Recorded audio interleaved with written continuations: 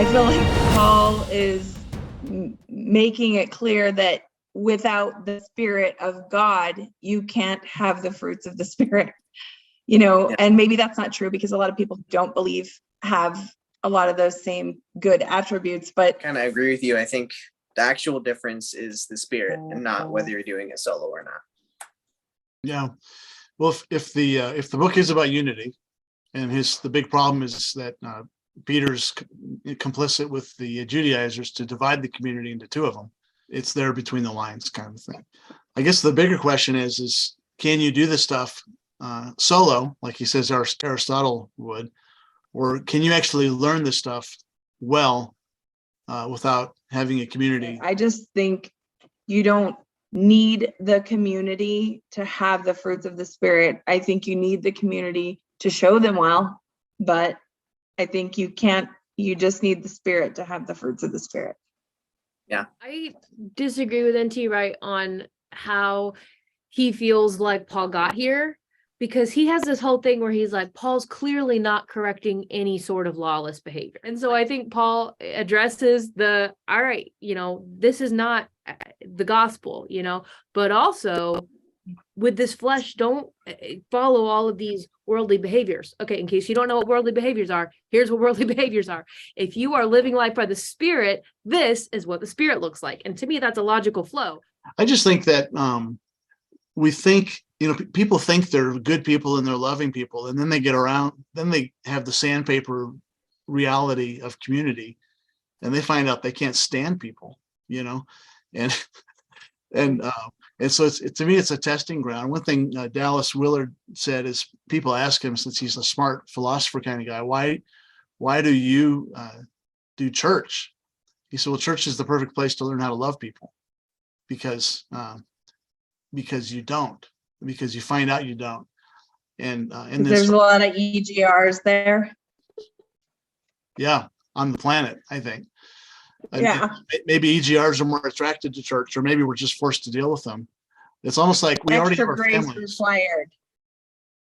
If we treat the fruits of the Spirit like muscles that need to be developed, can we really grow them or treat them if we're not having the tension of really being annoyed by people and learning how to end up loving them anyway?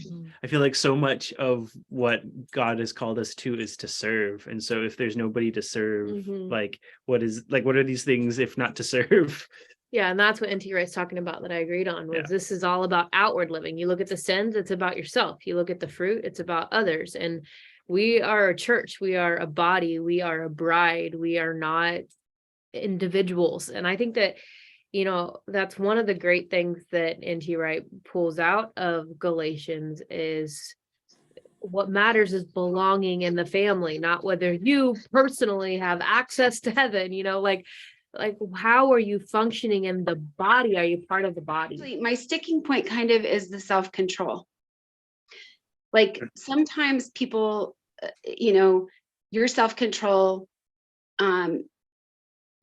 if you allow it, other people can mitigate that. People who are annoying or extra taxing or trying or test all of your patience. But also self-control is something that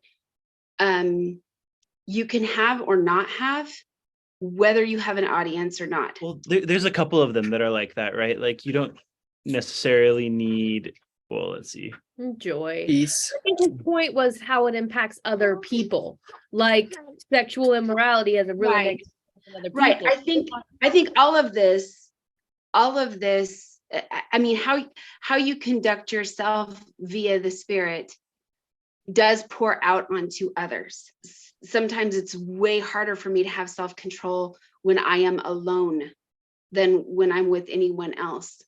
I will marathon that Netflix. I will stay up too late, and then I'll be hungry, and then I'll eat too much garbage. And I'm just saying that it's also important, I think, sometimes to just say, well, you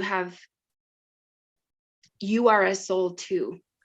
Well, there are many examples of church leaders being caught in a sin. And do you believe that the church has followed chapter 6, verse 1, restoring them gently? Or like N.T. Wright suggests, that this verse not apply to more serious cases like a leader falling. So second question, what are ways we can test our own actions? Brothers and sisters, if someone is caught in a sin, you who live by the Spirit should restore that person gently. But watch yourselves, or you may be tempted. Carry each other's burdens, and in this way you will fulfill the law of Christ. If anyone thinks they are something when they are not, they deceive themselves. Each one should test their own actions. Then they can take pride in themselves alone, without comparing themselves to someone else.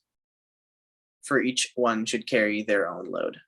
I think that the biggest thing that he's focusing on is you should restore that person gently, because the next couple of verses, like you just read, are really focused on about, like, you should not be in a place where if somebody sins, you are now suddenly their judge and you are judging them and now you're above them. It's talking about you do it gently because you are the same to Christ. And so carry each other's burdens, do all of this gently because you're going to potentially be in the same boat next week, test your own actions. I think that a lot of what you can do is get alone and ask God to search your heart and show any wicked ways in you. I think that that's probably the most basic way. And then the second most basic way is, there's two more. One is to continually be reading the Bible and check what your actions are versus what the Bible tells us to do. And then the other one is to rely on not guilt, but that feeling of like, I shouldn't be doing this when you're doing convictions. And authentic community plays such a big role here. I mean, imagine a church that looks like we're all up in each other's business. We're all doing life together. And, I see Amy slip up. I don't have any pride about approaching Amy. It's like, do you know what you did in this situation? And then she's, checking in on it because she's carrying what she can carry and I'm carrying what I can carry. But when there are things that are blind spots, that's where we can step in and help each other.